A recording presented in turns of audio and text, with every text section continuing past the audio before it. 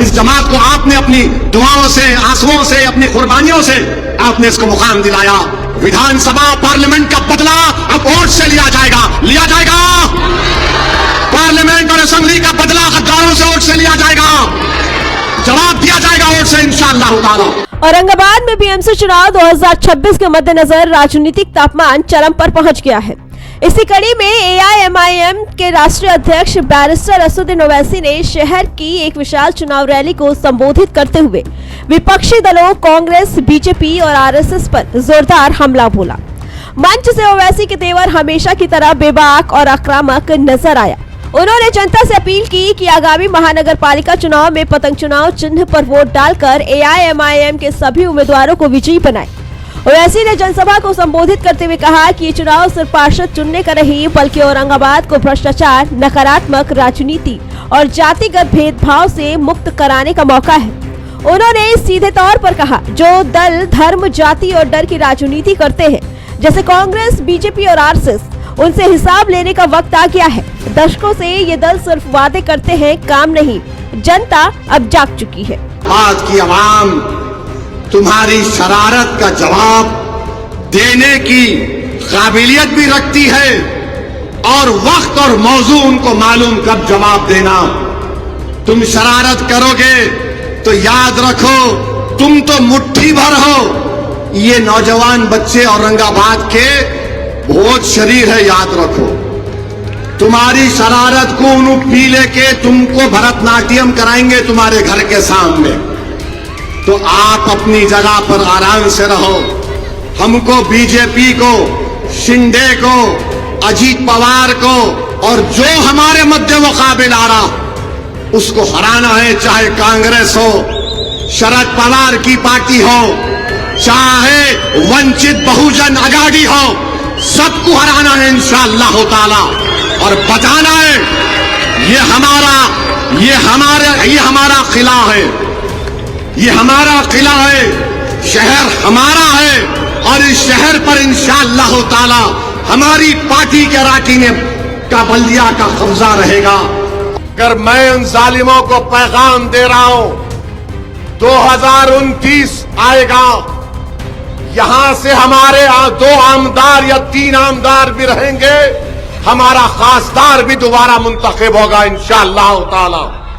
क्या आप करेंगे इंशाअल्लाह ताला, बताइए। उसके लिए आज औरंगाबाद की पूरी बल्दिया में मजलिस के जितने उम्मीदवार हैं उनको कामयाब करना है। जो गद्दार हैं, जो पीठ पर खंजर मारते हैं, इनको शिकस्त दीजिए, इनकी जमानत को जब्त करवाइए। अरे क्या तुम नहीं देखते कि हमारी बेटी जो डॉक्टर का तखर्रुर का लेटर लेने जाती है, उसके चेहरे से नकाब खींचा जाता है, इनकी मुंहों में, इनकी जबानों पर ताले लगे हुए हैं। अपने भाषण में ओवैसी ने शहर की बुनियादी समस्याओं को भी जोर दिया। उन्होंने कहा कि पानी की कमी, टूटी सड़कें, सफाई की व्यवस्था में लापरवाही, स्वास्थ्य सुविधाओं और शिक्षा के हालात, ये सारी समस्याएं पिछले वर्षों से सत्ता में बैठे दलों की नाकामी का परिणाम है। जब हर साल करोड़ों का बजट आता है तो ये पैसा जनता के लिए क्यों नहीं दिखता? उन्होंने प्रश्न किया। ओवैसी ने कहा कि बीजेपी और आरएसएस ने शहर के विकास की बजाय अपने राजनीतिक हितों को प्राथमिकता दी। उन्होंने कांग्रेस पर भी निशाना साधा और कहा कि विपक्ष का काम सिर्फ सत्ता विरोध करना और अवसरवाद दिखाना है, जबकि जनता की समस्याएं वही रह गई। आपकी गलियों में पानी नहीं, आपके वार्डों में रोशनी नहीं और अस्पतालों में सुविधाएं नहीं। इनका दोष सिर्फ राजनीतिक दलों की असफलता है। एआईएमआईएम अध्यक्ष ने अपनी पार्टी के एजेंडे को स्पष्ट किया। उन्होंने कहा कि एआईएमआईएम के उम्मीदवार जीतने पर हर वार्ड में पारदर्शिता और जवाबदेही सुनिश्चित की जाएगी।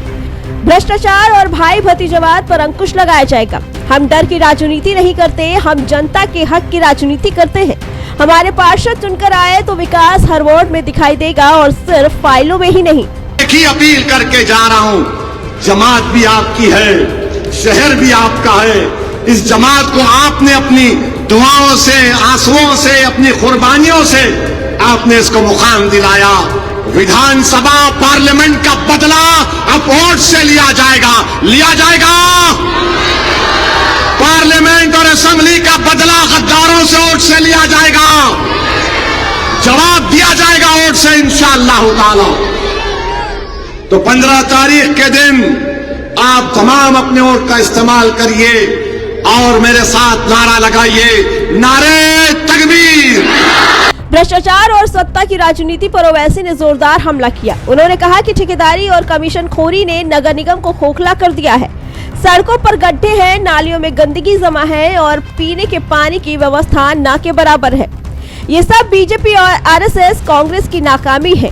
ओवैसी ने युवाओं और महिलाओं को भी संदेश दिया। उन्होंने कहा कि बेरोजगारी और खराब शिक्षा व्यवस्था के लिए वही दल जिम्मेदार है।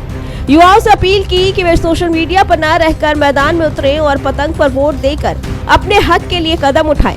युवा शक्ति ही बदलाव ला सकती है। अब डर और बंटवारे की राजनीति खत्म करने का समय है। मजलिस आपसे कह रही है कि अपनी एक पॉलिटिकल एजेंसी को पैदा करिए, अपनी एक लीडरशिप को बनाइए। जिस तरह हर समुदाय ने अपनी एक पॉलिटिकल एजेंसी और लीडरशिप को बनाया, मैं आपसे कहने आया हूं कि 15 तारीख के दिन अगर आप पतंग के निशान पर बटन दबाकर मजलिस के 18 उम्मीदवारों को कामयाब करेंगे तो ये आपकी पॉलिटिकल एजेंसी होगी, ये आपकी पॉलिटिकल लीडरशिप की कामयाबी होगी। दूसरी पार्टी को आप वोट देंगे तो आप सिर्फ वोटर रहेंगे, शहरी नहीं बन सकेंगे। आपको सिटीजन विद राइट्स बनना है। ये मजलिस इत्तेहादुल मुस्लिमीन का एक बुनियादी पैगाम है। तो मैं आपसे गुजारिश कर रहा हूं कि 15 तारीख के दिन आप जहां कहीं भी पतंग का निशान आपको नजर आएगा, वहां पर बटन दबाकर अपनी पॉलिटिकल एजेंसी को, अपनी लीडरशिप को, अपने इत्तेहाद को और अपनी ताकत को आपको कामयाब करना है। ये ओवैसी के मन के जो भाव हैं वो बार बार प्रकट होता है कि वो किस प्रकार की राजनीति करते हैं, किस प्रकार से देश में वो धर्म के आधार पर बात करते हैं।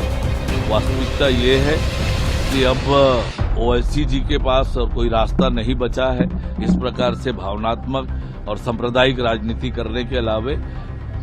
सभा के दौरान भारी भीड़ उमड़ी और ओवैसी के भाषण पर नारे गूंजते नजर आए। मंच पर एआईएमआईएम के स्थानीय नेता और प्रत्याशी भी मौजूद थे। उन्होंने जनता से सीधे समर्थन मांगा। ओवैसी ने साफ कर दिया कि एआईएमआईएम किसी से समझौता नहीं करेगी। हम सिर्फ जनता के हक की लड़ाई लड़ते हैं। हमारे उम्मीदवार जीतेंगे तो हर वार्ड में विकास और जवाबदेही सुनिश्चित होगी। भ्रष्टाचार और राजनीति की गंदगी नीतियों को हम जड़ से खत्म करेंगे। कुल मिलाकर औरंगाबाद की रैली एआईएमआईएम की ताकत और चुनावी रणनीति को साफ दिखाती है। ओवैसी का आक्रामक तेवर, विपक्ष पर तीखा हमला और विकास के वादे चुनावी समीकरण बदल सकते हैं। अब ये देखना दिलचस्प होगा कि औरंगाबाद की जनता इस आक्रामक अपील पर कितना भरोसा जताती है और पतंग चुनाव चिन्ह को सत्ता की ऊंचाई तक पहुंचाती है। Bureau report, prime TV.